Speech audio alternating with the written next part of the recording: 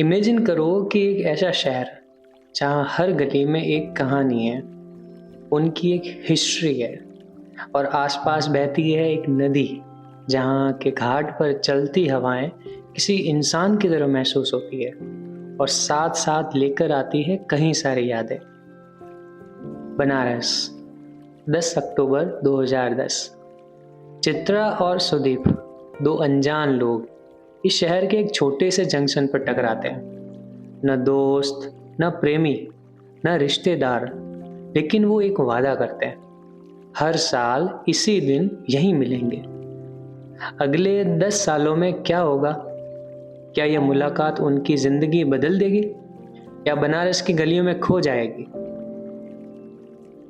नमस्ते दोस्तों, मैं हूं आपका होस्ट इनसेन स्माइली और आज मैं आपको ले चलता हूं दिव्य प्रकाश दुबे की इस दिल को छू लेने वाली किताब अक्टूबर जंक्शन की दुनिया में। यह कहानी सिर्फ प्यार की नहीं बल्कि जिंदगी के उन मोड़ों की कहानी है जहां हम रुकते हैं और सोचते हैं, क्या हम वो जिंदगी जी रहे हैं जो जीना चाहते हैं? चलिए शुरू करते हैं। प्रस्तावना। हमारे पास एक कहानी के दो वर्जन होते हैं, एक दूसरे को सुनाने के लिए और दूसरा अपने आप को समझाने के लिए। जिस दिन हमारी कहानी के दोनों वर्जन एक हो जाते हैं, उस दिन लेखक अपनी किताब के पहले पन्ने पर लिख देता है, इस कहानी के सभी पात्र काल्पनिक हैं। इनका किसी भी जीवित या मृत व्यक्ति से कोई लेना देना नहीं है। यह एक अदना सा झूठ पूरी कहानी को सच्चा बना देता है। अगर आप इस बात को ध्यान में रखकर इस कहानी में उतरेंगे तो आपके लिए आसानी होगी। सारी दुनिया दिन रात इस इंतजाम में है कि लोगों को कम से कम अपने अंदर झांकने की फुर्सत मिले। इस दौर में किताब पढ़ना अपने आप में बड़ा काम है। किताब का काम वही है जो पानी का एक छोटे से पौधे के लिए होता है। खुशबू और खूबसूरती पानी में नहीं होती, लेकिन हर पौधे को पानी में अपनी खुशबू ढूंढनी पड़ती है। इस किताब को न लिखने की इतनी वजह इकट्ठा हो गई थी कि इस किताब को लिखना पड़ा। हर बार जब किताब लिखना शुरू करता हूँ तो ऐसा लगता है कि किताब पूरी ही नहीं हो पाएगी। कभी मैं खुद से नाराज हो जाता हूँ तो कभी किताब के किरदार नाराज हो जाते हैं। महीनों कोई बात ही नहीं होती, फिर अचानक एक दिन सारे गिले शिकवे भूलकर हम एक हो जाते हैं, जैसे कभी कुछ हुआ ही नहीं हो। वैसे तो मैं इस कहानी और आपके बीच नहीं आना चाहता था, लेकिन कुछ कहानियाँ ऐसी होती है जिनका सिरा सही से पकड़ने के लिए लेखक को बीच में आना ही पड़ता है। कहानी में घुसने से पहले बस आप कुछ बातें जान ले तो बेहतर होगा। अक्टूबर जंक्शन का ख्याल मेरे पास मुसाफिर कैफ़े लिखने से पहले था, लेकिन ये कहानी कुछ साल नाराज रही। मैं कुछ और कहानियाँ ढूंढता रहा, कुछ लिखता रहा और बहुत कुछ मिटाता रहा। अक्टूबर जंक्शन का ख्याल बार बार आता, लेकिन हर बार अधूरी छूट जाती।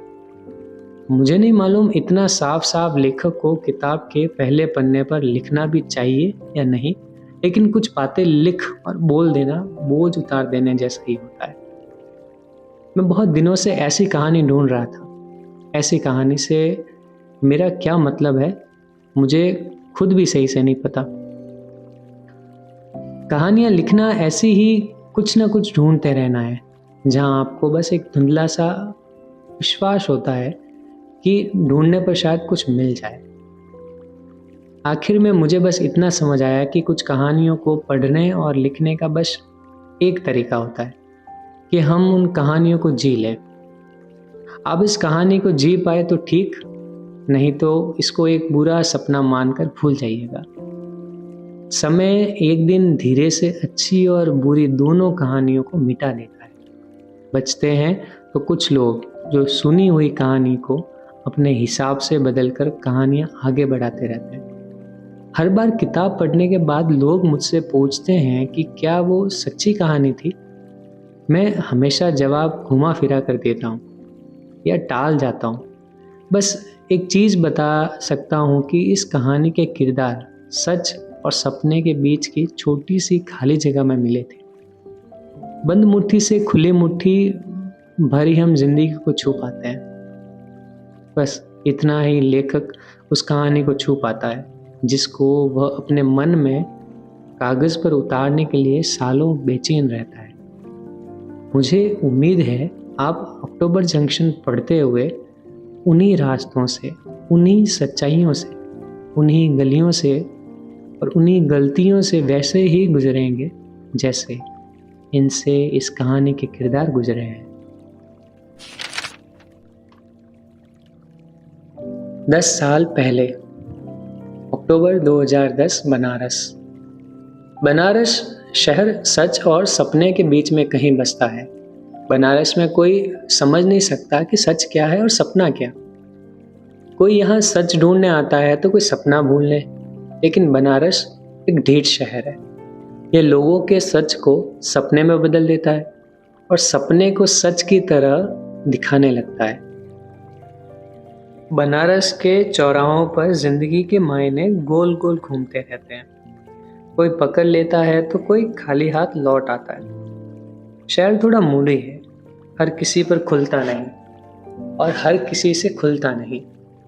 बात थोड़ी गहरी है, कोई समझ आए तो ठीक, नहीं तो जय भोलेनाथ। किसी भी कहानी में कोई लड़का और कोई लड़की कहीं ना कहीं तो मिलते हैं। दुनिया में जहाँ जहाँ कोई लड़का लड़की मिल सकते हैं वो सब कुछ लिखा जा चुका है।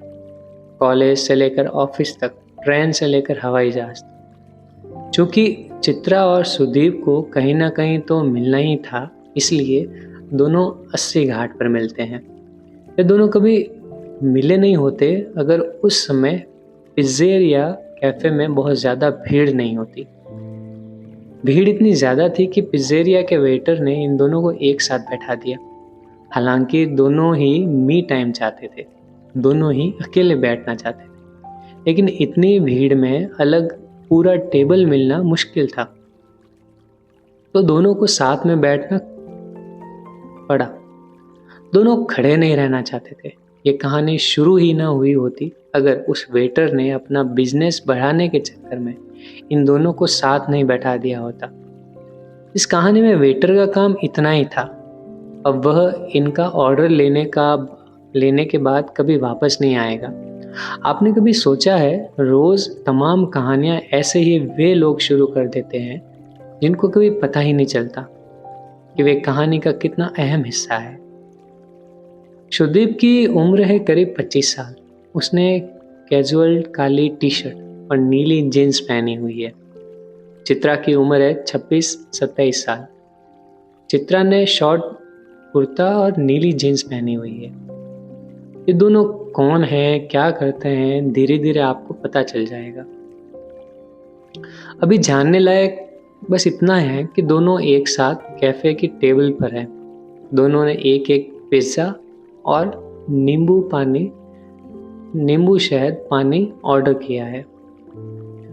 लोग बनारस क्यों आते हैं, क्यों का पता नहीं, लेकिन ये पता है कि कब आते हैं, जब आगे कोई रास्ता नहीं दिखता। ये सवाल जवाब सुदीप और चित्रा भी एक दूसरे से कर सकते थे, लेकिन ये सवाल सुदीप और चित्रा के ठीक पीछे वाले टेबल पर बैठे किन्हीं दो लोगों ने किया। उन दोनों की आवाज़ इन दोनों को सुनाई पड़ी। इन दो लोगों ने अगर उस दिन ये सवाल ना पूछा होता तो शायद ये कहानी शुरू ही नहीं हुई होती। पीछे वाले टेबल पर बैठे उन दो अजनबियों की बात सुनकर चित्रा ने कहा, हाउ ट्रू। कहाँ अटक गए हैं आप? सॉरी, शायद मुझे नहीं पूछना चाहिए, सुदीप ने कहा।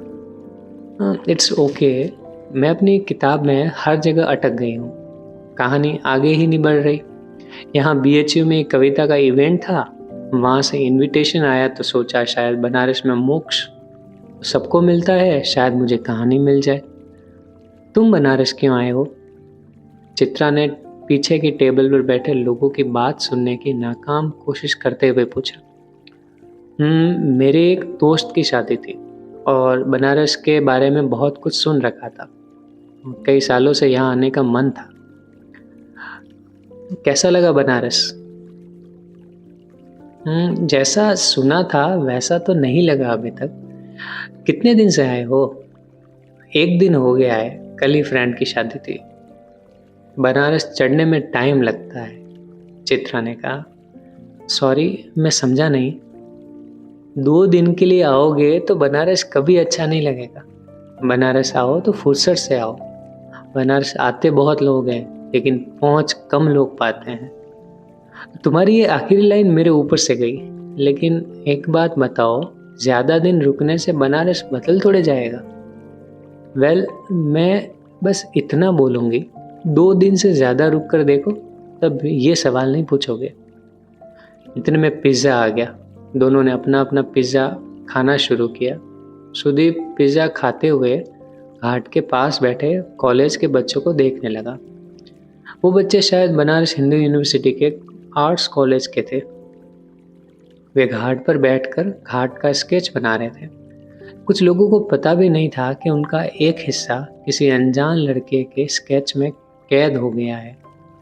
हमारे कितने हिस्से दुनिया में कहाँ कहाँ कैद हैं, ये हम कभी नहीं जान पाएंगे। दोनों आधा पिज्ज़ा खाने तक कुछ नहीं बोले।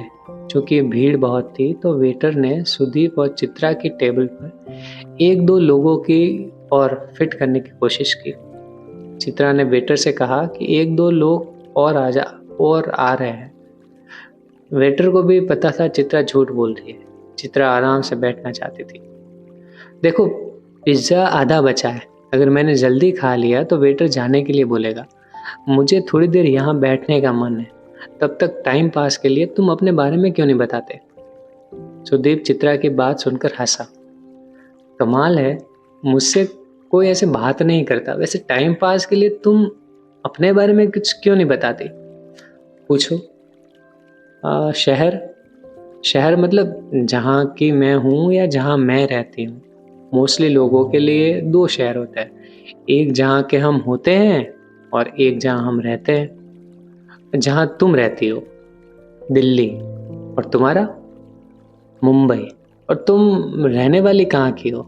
भोपाल। और तुम लखनऊ।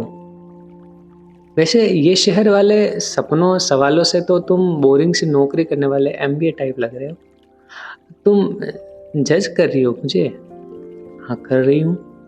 अब कुछ अच्छा बताओ, चाहे झूठ बताओ, मज़ा आना चाहिए बस। मैंने 12 के बाद पढ़ाई नहीं की। What? Are you serious? 100% serious. ये हुई ना बात। फिर करते क्या हो? अब मैं इतना कुछ खास नहीं करता। मैंने करने के लिए लोग रखे हुए हैं। ढील क्या दी, तुम तो फेंकने ही लग गए। लेकिन चलो, कम से कम ये बोरिंग तो नहीं है। अब तुम पूछो, तुम किताब क्यों लिखना चाहती हो? और फिर से बोरिंग सवाल। किसी को नहीं पता होता कि वो किताब क्यों लिखना चाहता है। फिर भी कोई तो वजह होगी। अब मुझे नहीं पता क्यों लिखना चाहती हो। शायद नेम फेम के लिए। अब मेरी बारी। पूछो, नाम क्या है तुम्हारा? अब तुम बोरिंग सवाल पूछने लगी। एक बोरिंग सवाल तो पूछ ही सकती हूँ। सुदीप यादव। एक मिनट, सुदीप यादव तो सुना हुआ नाम है। तुम्हारी कंपनी का क्या नाम है? फिर बोरिंग सवाल। अरे बताओ। बुक माई ट्रिप। तो तुम द सुदीप यादव हो? हाँ, सुदीप यादव हूँ। नाम के पहले द लग गया है, मुझे नहीं पता था। खासकर जब कोई इतना अच्छा पिज्ज़ा खा रहा हो तब तो मेरी बात बिल्कुल भी नहीं करनी चाहिए। सुदीप ने पिज्ज़ा का एक पीस अपनी प्लेट में रखते हुए कहा, मैंने पेपर पढ़ा है तुम्हारे बारे में, लेकिन ये स्टार्टअप वगैरह मुझे ज़्यादा समझ नहीं आता। मैं अखबार नहीं पढ़ता, इतना टाइम ही नहीं रहता।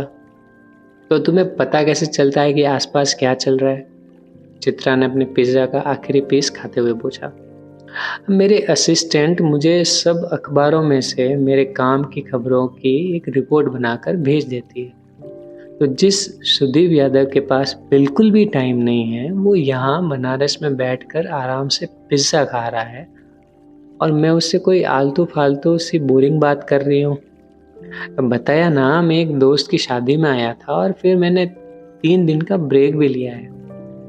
ब्रेक? वो किस लिए? मेरे डॉक्टर ने दवा के साथ छुट्टी भी प्रिस्क्राइब की थी। बनारस का प्लान बना तो सोचा यहाँ रुक कर देखते हैं। तो हुआ क्या है तुम्हें? तुम ज़्यादा ही पर्सनल नहीं हो रही? राइटर कब से जर्नलिस्ट टाइप सवाल करने लगे? सुदीप ने अपना पिज़्ज़ा खत्म किया। वेटर अब तक इनकी टेबल पर घात लगाए बैठा था। सॉरी, लेकिन सुदीप यादव, ऐसे ही किसी टेबल पर टकरा जाए तो थोड़ा एक्साइटमेंट तो बनता है। अब मैं झूठ बोल रहा था, मैं सुदीप यादव नहीं हूँ, न ही मेरी कोई कंपनी है। मैंने MBA किया है और मैं नॉर्मल से नौकरी करता हूँ। सुदीप यादव के बारे में आर्टिकल पढ़ा था कभी, बस आज मौका देकर फेंक दिया। चित्रा को कुछ समझ नहीं आया कि सामने बैठा हुआ लड़का सच बोल रहा है या झूठ। आरती शुरू होने को है। अच्छा लगा आपसे मिलकर, मिस राइटर। चित्रा पाठक नाम है मेरा, और तुम्हारा? क्या फ़र्क पड़ता है, मान लो सुदीप यादव ही है। अपनी किताब पूरी कर लेना तो भेजना मुझे। कंपनी की वेबसाइट पर मेरा एड्रेस है। सुदीप आरती देखने चला गया और वहाँ वह उन बच्चों के स्केच का हिस्सा हो गया। चित्रा ने अपना बिल अदा किया, वह भी घाट पर आरती देखने बैठ गई। उसको सुदीप दिख रहा था, लेकिन वह जिस तरफ बैठी थी वहाँ से सुदीप उसको नहीं देख सकता था। आरती के बीच बीच में चित्रा सुदीप की तरफ देख रही थी। थोड़ी देर बाद सुदीप जहाँ बैठा था वहां से उठकर जा चुका। चित्रा ने 1-2 मिनट तक उसको आसपास देखने की कोशिश की, लेकिन वह दिखा नहीं। हर अधूरी मुलाकात एक पूरी मुलाकात की उम्मीद लेकर आती है। हर पूरी मुलाकात अगली पूरी मुलाकात से पहले की अधूरी मुलाकात बनकर रह जाती है। एक अधूरी उम्मीद ही तो है जिसके सहारे हम बूढ़े होकर भी बूढ़े नहीं होते। किसी बूढ़े आशिक ने मरने से ठीक पहले कहा था कि एक छटाक भर उम्मीद पर साली इतनी बड़ी दुनिया टिक सकती है, तो मरने के बाद दूसरी दुनिया में उसकी उम्मीद बांधकर तो मर ही सकता हूँ। बूढ़ों की उम्मीद भरी बातें सुननी चाहिए, अच्छी लगती है, बस उन पर यकीन नहीं करना चाहिए।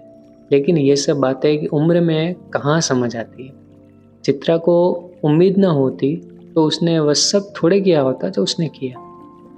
थोड़ी देर बाद चित्रा वहां जाकर बैठ गई जहाँ सुदीप बैठा हुआ था। उसने अपने मोबाइल पर सुदीप यादव नाम गूगल किया। ये वही सुदीप यादव था जिसके बारे में चित्रा ने थोड़ा बहुत सुन रखा था। चित्रा ने एक बार फिर चारों ओर नजर दौड़ाई, लेकिन वह कहीं दिखा नहीं। आरती खत्म करके वह अपने कमरे में आ गई। उसने अपना लैपटॉप खोलकर एक पन्ना लिखा। थोड़ी देर में लैपटॉप बंद किया और अपनी छोटी सी एक नोटबुक में कुछ लिखने लगी। थोड़ी देर में वह उसे बोर हो गई। उसने होटल के कमरे का टीवी ऑन किया। टीवी पर इश्क फिल्म का गाना दिल तो बच्चा है जी चल रहा था और लाइट ऑफ करके वह नहाने चली गई। जब वह नहाकर लौटी तब टीवी पर मुन्नी बदनाम हुई चल रहा था। उसने टीवी बंद किया और सोने की कोशिश करने लगी। उधर सुदीप ने ताज होटल में एंट्री करते ही रिसेप्शन पर अपने लिए अपडेट पूछा। और रिसेप्शन पर खड़ी लड़की ने उसको बड़ी इज्जत से बताया कि अभिजात सर का फ़ोन आया था। उन्होंने कहा है कि ऑफिस में जब सब नॉर्मल है आप आराम से अपनी छुट्टी पर रहें। कुछ भी अर्जेंट होगा तो वो आपके लिए मैसेज छोड़ देंगे। सुदीप ने रिसेप्शन वाली लड़की को सुबह 5 बजे वेकअप कॉल कर देने के लिए कहा। उसने डिनर किया और कमरे में आकर दवा खाकर टीवी ऑन किया। उसने ध्यान नहीं दिया टीवी का वॉल्यूम बहुत तेज था और टीवी ऑन करते ही मुन्नी बदनाम हुई गाना बजना शुरू हुआ। उसने तुरंत टीवी बंद कर दिया। सुदीप ने सोने की कोशिश करते हुए आसमान में देखा। उधर चित्रा अभी तक सो चुकी थी। तो दोस्तों, ये था पहला एपिसोड किताब अक्टूबर जंक्शन का। तो बस अब यूं ही कहानियाँ सुनते रहे, कहानियाँ जीते रहे और अपना ख्याल रखिए। शुक्रिया।